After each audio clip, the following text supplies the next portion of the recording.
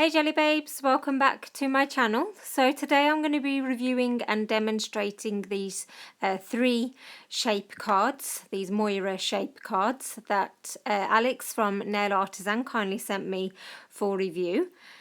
So I'm just going to get it out of the packaging and give you a little close-up of it. So there's lots of like cool shapes on this on these cards, and you can continually use them as well, like it says there's an unlimited shelf life. So I'm just going to get it out of the packaging. So I have used these products before. I think I used Messy Mansions one, but it was metal, whereas this is quite flexible, and I think I would actually prefer that as opposed to you know, the metal one, but we'll see. So you buy these individually as well, these shape cards. I will obviously put all details in the description box below. And yes, I'm really intrigued to demonstrate this, and hopefully I will show them off to the best of my ability. So I'll just continue to open these up and show you. Okay, so you got some nice cute images on there. I like the heart and like the oval shapes. Okay, so that you don't get anything on the back. Okay, so that's shape card number 2. And then finally you've got this one, which I think is going to be really handy if you wanted to do like, obviously like a French tip. You could do a really funky French tip, because obviously you can pick up stamping images and things like that. Or you can even use this as an outline, you know, maybe to draw it on your mat or something like that. Okay, so I'm going to be using this Moyra plate, this Fairy Tale Collection plate 14. Okay, so the idea of these shape cards is that you can place it on your stamping plate like so, and then you can just pick out different bits of the plate and put that on as part of a design. I think that'd be quite cool there, like you know, like a fox behind a fence or something like that. But yeah, so that's the idea. You can kind of pick out little snippets or certain bits off a plate. So here we go. I'm going to demonstrate it for you. So I've not played with this beforehand. This is me, you know, demonstrating the cards for the first time.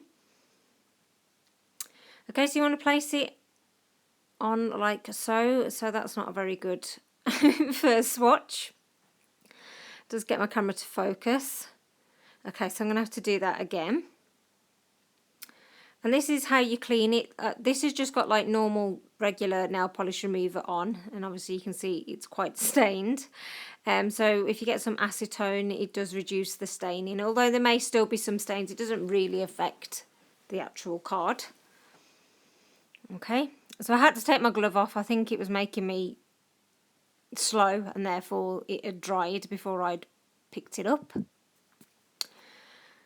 Okay, so that's picked everything up properly, but I don't know why, I just thought it'd look better in my head. So I'm not going to bother swatching that one. I'm going to do something else. Just going to get this swirly image right here. Okay, and I've actually switched up my stamper to the clear one just so I can have a bit more of an idea where to place it.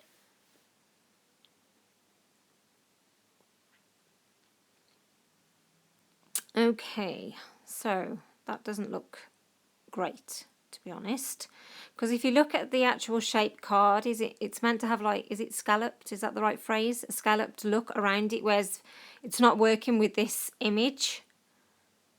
So I'm going to try a different image. I'm going to try a bit more of a solid image. Okay, so I'm going to get this like leaf pattern here.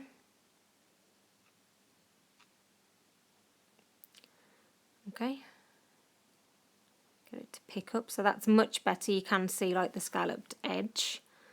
So I'm just going to quickly pop this onto my swatch.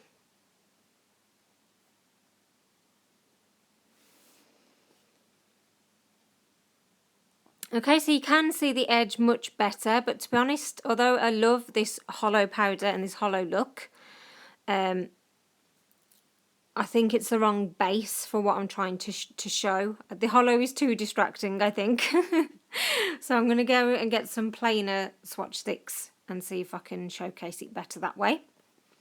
Sorry about this, jelly babes, but you know, this is kind of how it is with testing out new things. You kind of just got to keep trying until you get it right.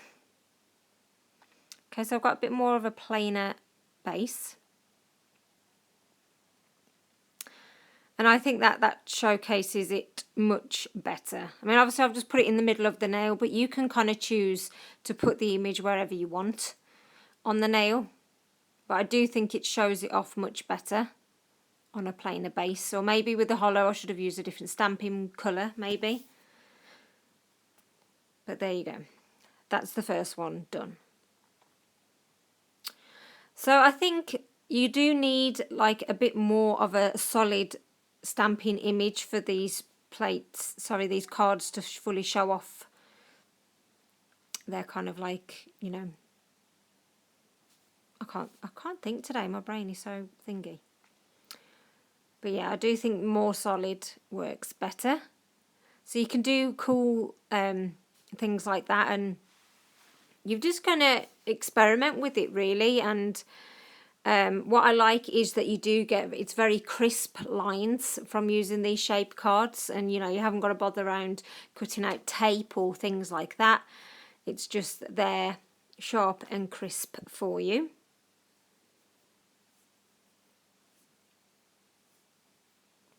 Okay, so you get the idea, hopefully.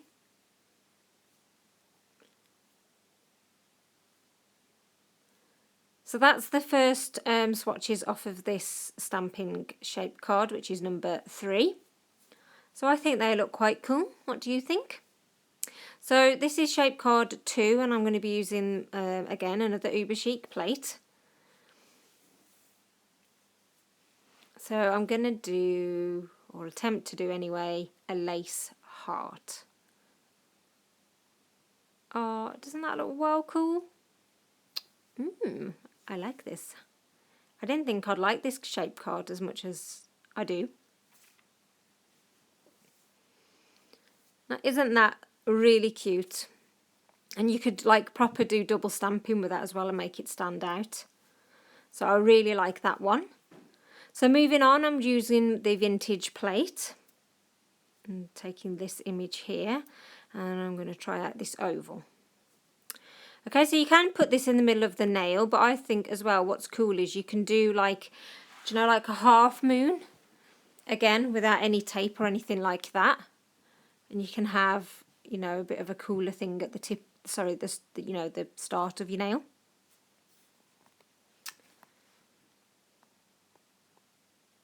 Okay, so I'm just going to get this ready. So as you can see, it is really easy to use. You do have to work quite quickly because obviously it dries. But you can really sort of experiment with these cards. I'm kind of getting into the swing of it now. Okay, so that's cool. You can just put that on your nail, or you can just keep adding the same shape, the same pattern, or even maybe a different pattern. Okay. So it's very much down to your imagination really what you can do with it. I think that's really cool. Okay, so that's the 3 sort of demonstrations from shape card number 2. The heart is my definite favourite. I love that. And I think this shape card as well, number 1, is going to be really cool if you wanted to do like a nice French tip, but you didn't just want it like a plain colour, you wanted to have like a design, because this does the design for you. So it's a super quick way to get a really funky French tip. See? How cool does that look? So then you've got these other shapes on here, like these, I'm not 100% sure what this is. I don't know whether it's so you can kind of fill your nail without much excess going over it. I'm just going to pop this on here. So that's quite cool. Maybe for like a little pinky finger or something like that. But anyway, hopefully you get the idea. So I'll just show you on a bigger, with the bigger cutout.